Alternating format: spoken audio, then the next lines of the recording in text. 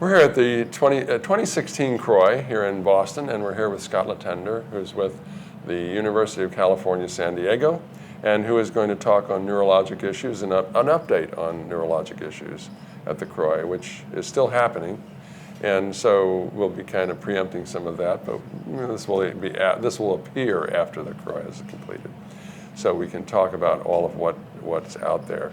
But I think mostly we want to talk about the things that are more relevant to the population at hand and what they'd be interested in. So sure. Tell us about what you see.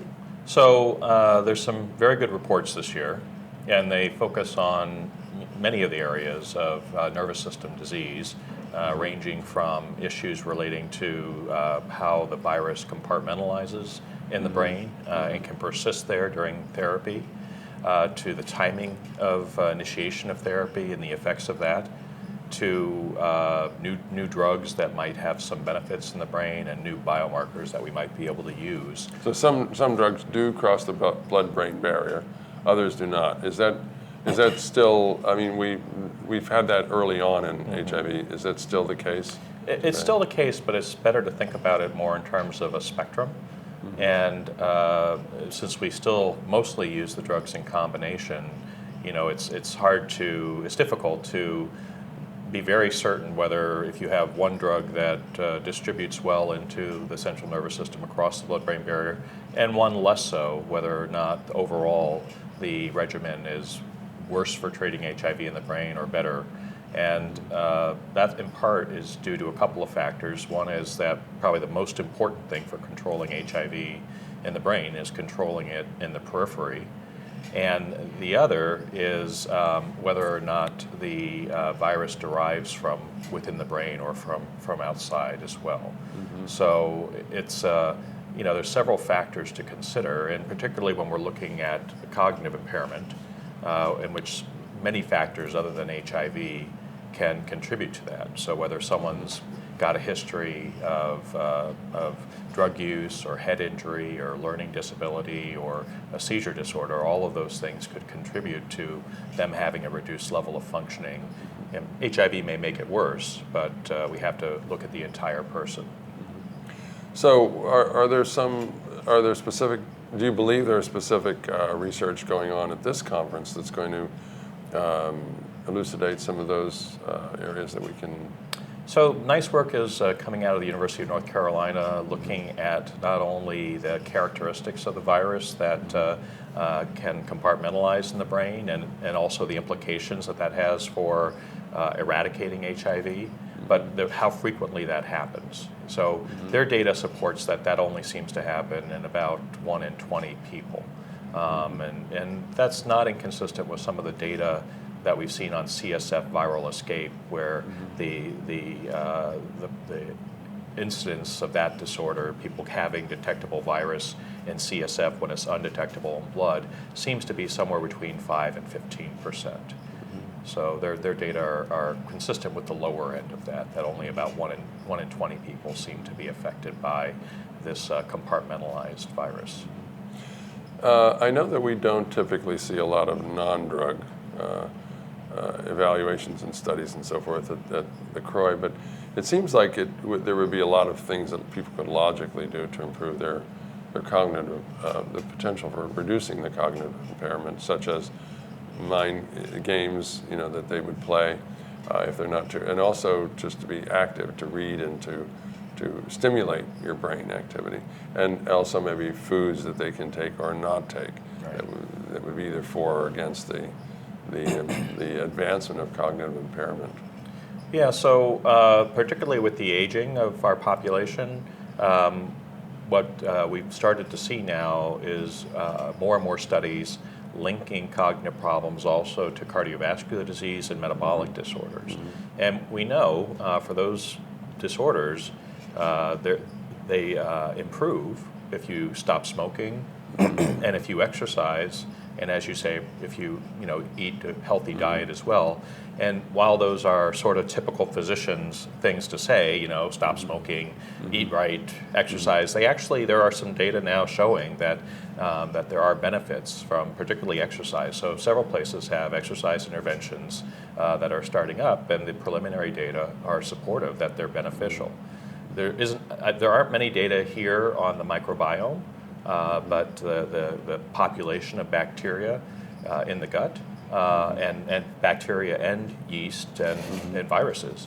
But our preliminary data in that area also support that people with HIV have different gut microbiomes than the general population, and that they relate in some ways to whether or not someone's having cognitive difficulties, and that at least supports the idea that if we can change the gut microbiome, that might have benefits. And I'm linking it to what I said about cardiovascular and metabolic disease, because like diabetes, because there are data supporting that there's a link there as well. So, and that links back to the diet comment. So, so exercise, stop smoking, eat a good diet.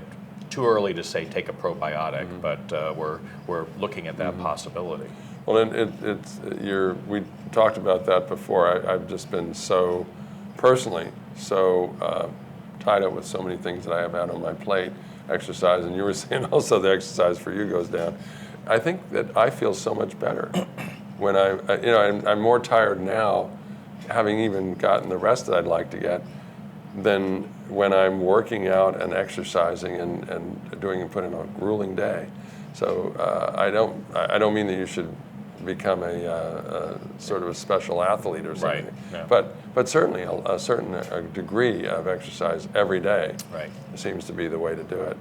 Another issue related to aging too is isolation. What we see is that when we look at people who successfully age from people who unsuccessfully age, the people who successfully age are less likely to socially isolate.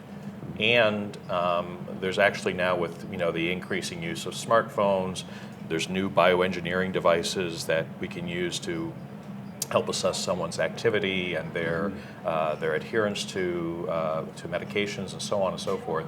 What we're seeing is that even around the home, if someone stays home, the people who are having difficulties are more staying in one place for longer, like sitting on the couch. And it makes sense. Because you don't technically, physically, you don't need to move.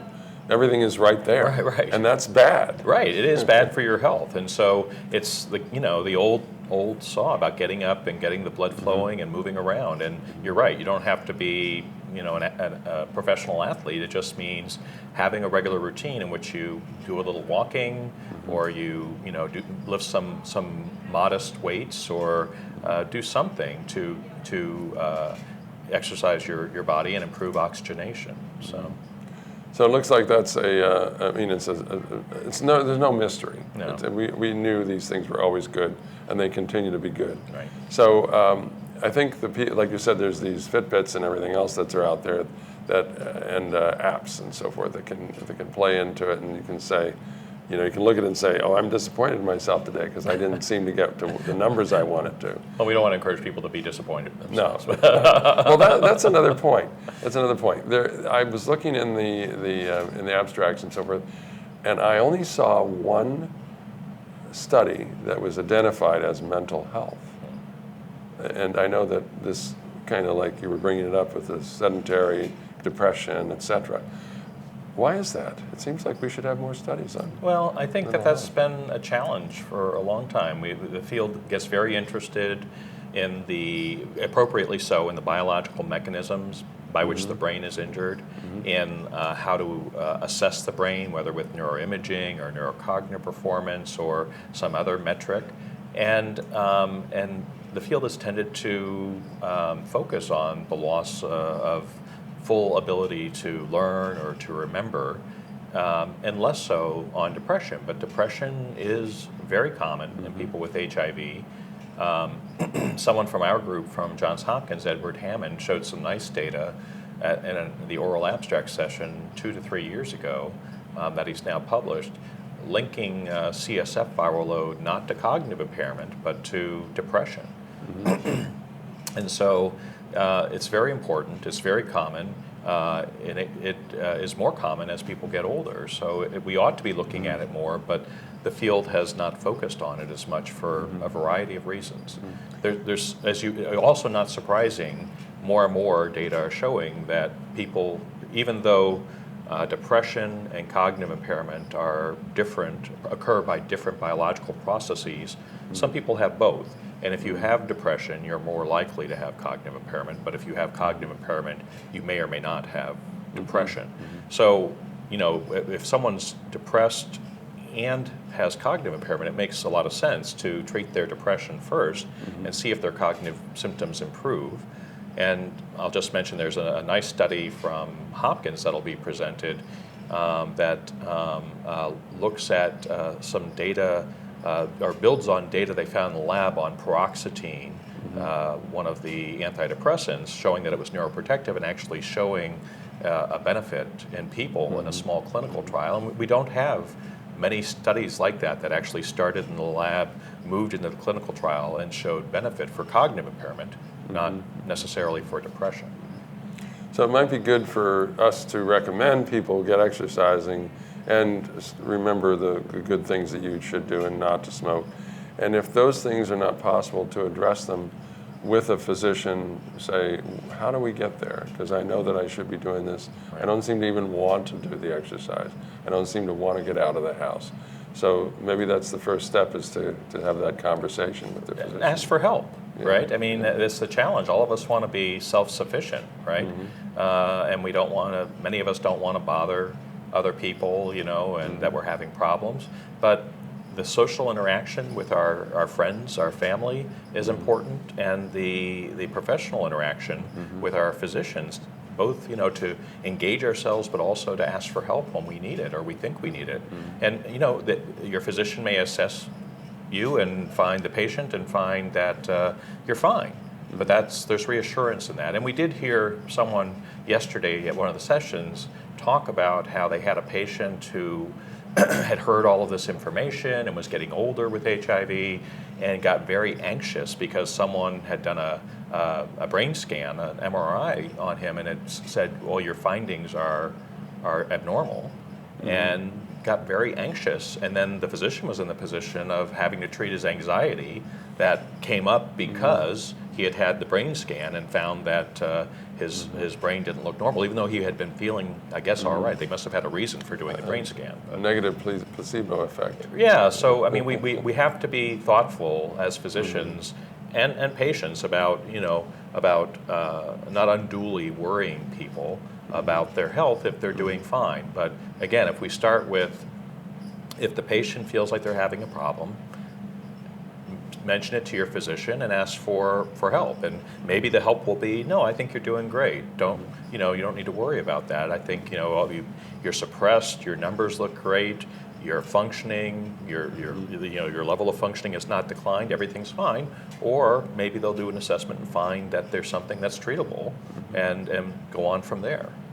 So the message of the day is to continue to do all the good things we know are good, and to exercise within limits and not out of hand, just basically all things in progress moderation. Slowly, especially if you're older. Progress slowly, don't hurt yourself. I've heard a number of people that hurt themselves, and of course I see these people in the runs, the marathons, and even the health walks and whatnot, and they're pushing it too much, and the next thing they have a bad knee, and now they can't do anything. So low impact activity. I mean, that's exactly what happened to me. I was cycling and I hit a wet patch and went down and I tore ligaments in my knee. And I can still do things, but it took 6 months to recover from that. So be careful when you're bicycling. Yeah. Well, Scott, I appreciate you taking the time to do pleasure. this, and it's always good to hear from you. And I hope that you keep on doing the good work. You do so much work with the aging workshop. That is so important, because that is a challenge. We have this syndrome that we see that apparently bears out, that has this specific issues that gives cause to be worried about aging with HIV. And of course, we all want to age with HIV. Yeah. We don't want to die. So, but we want to age successfully. Successfully and healthily. So I hope that, that you keep on doing that work. So Thanks. it's so important. Thank you, Fred. Thank you very much.